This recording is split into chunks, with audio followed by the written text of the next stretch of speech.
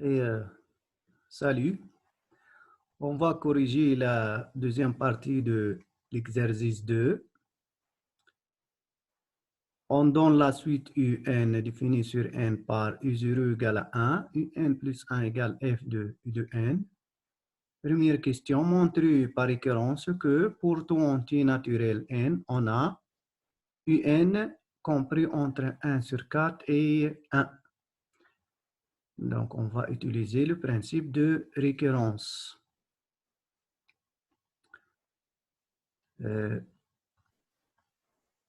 Premièrement, pour n égale à 0, on a U0 égale à 1.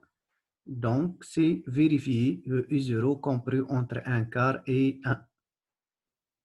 Deuxième point, supposons que UN compris entre 1 quart et 1 et montrons que UN plus 1 compris entre 1 et 1 quart.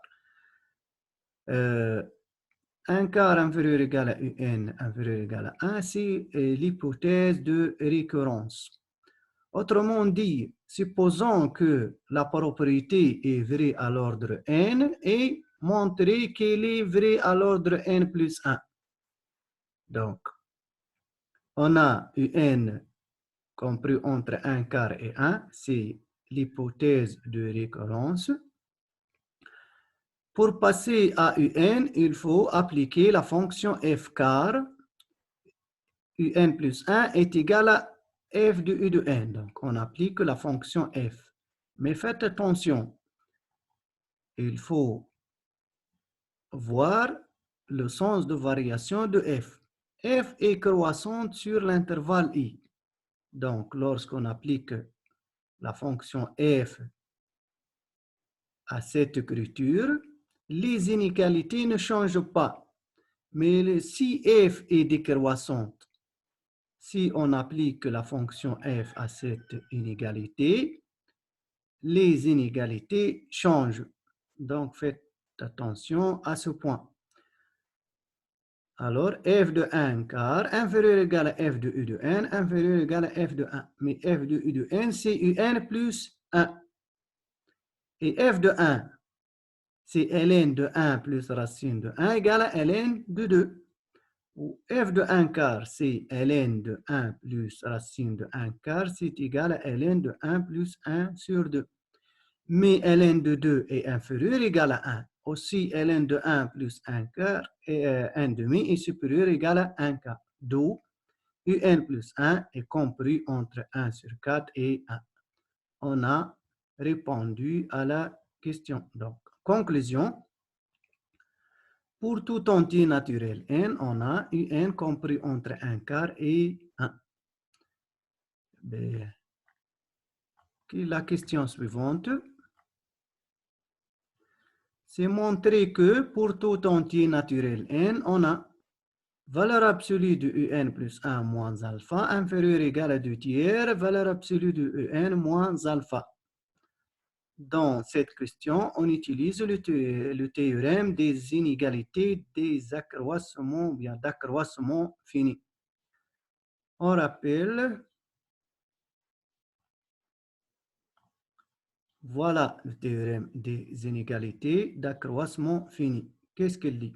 Si f est dérivable sur un intervalle i, a et b appartiennent à i, et f' de x en valeur absolue inférieure ou égale à k, k c'est un réel, pour tout x appartient à i. Alors, la valeur absolue de fb moins fa est inférieure ou égale à k fois la valeur absolue de b moins a.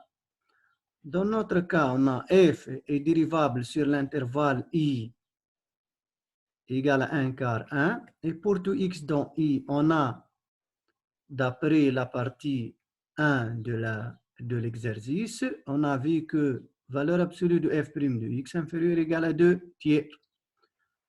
Donc, voilà, le cas est 2 tiers. Donc, d'après les inégalités d'accroissement fini, on a f, valeur absolue de f de un moins f alpha inférieur ou égal à 2 tiers, un moins alpha. À la place de b et a, on prend un et alpha. puisque d'après ce qui précède, on sait bien que alpha appartient à I et UN appartient à I. Donc, à la place de B, on prend UN. À la place de A, c'est alpha. Donc, on applique ce théorème. Non. Mais f de U de N est égal à UN plus 1. Ou f de alpha, on sait bien que l'équation fx égale à x admet alpha comme solution. Donc, f alpha égale à alpha. On obtient valeur absolue de Un plus 1 moins alpha est inférieur ou égal à 2 tiers Un moins alpha. Bon.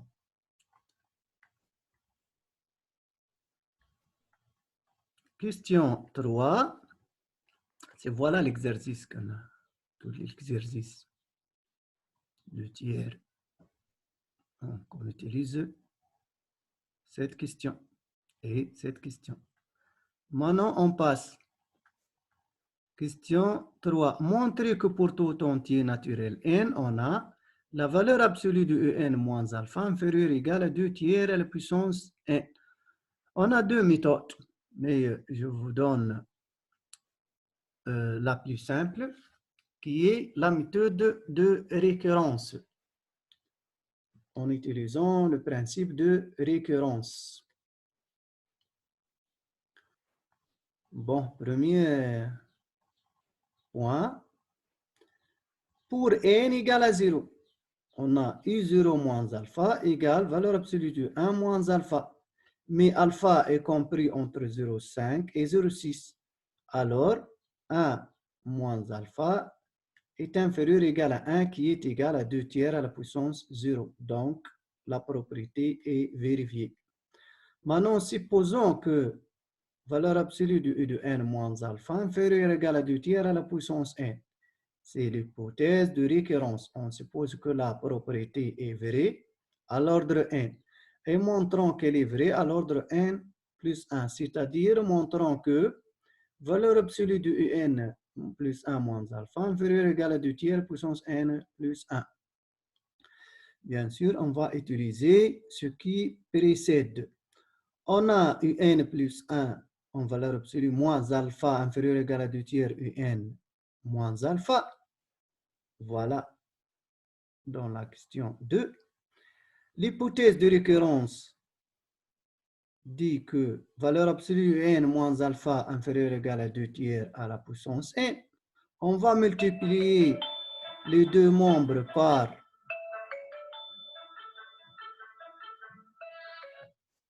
on va multiplier les deux membres par 2 tiers. On obtient 2 tiers valeur absolue de un moins alpha inférieure ou égale à 2 tiers fois 2 tiers à la puissance n. Donc, Un plus 1 moins alpha est inférieur ou égal à 2 tiers fois 2 tiers à la puissance n. Ça signifie que Un plus 1 moins alpha inférieur ou égal à 2 tiers à la puissance n plus 1. Conclusion. D'après le principe de récurrence, pour tout entier naturel n, on a valeur absolue de Un moins alpha inférieur ou égal à 2 tiers à la puissance n. Dernière question, c'est déduire que la suite UN est convergente et déterminer sa limite. Donc, on a, d'après ce qui précède, UN moins alpha inférieur ou égal à 2 tiers à la puissance n. Mais la limite de 2 tiers à la puissance n égale à 0. C'est comme une suite géométrique de raison 2 tiers. 2 tiers est compris entre moins 1 et 1, donc la limite de 2 tiers à la puissance n est égale à 0 quand n tend vers plus l'infini. Donc, ces deux conditions entraînent que la valeur absolue de un moins alpha tend vers 0 quand n tend vers plus l'infini. C'est-à-dire que un est convergente et limite u de n égale à alpha quand n tend vers plus l'infini. Ça, c'est pour les 8. Donc, il faut bien réviser et bien comprendre les choses pour passer vos examens et réussir au baccalauréat à la fin. Donc,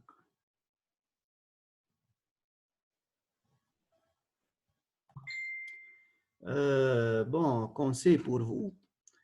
Il faut répéter les exercices sans correction, puis passer à la correction. Donc, dans ce cas, c'est un peu mieux que travailler énoncé avec correction. C'est rien à fait. Mais réfléchissez un peu pour l'exercice sans correction et après, il faut corriger. C'est comme ça. Premièrement, travailler l'exercice, puis passer à la correction.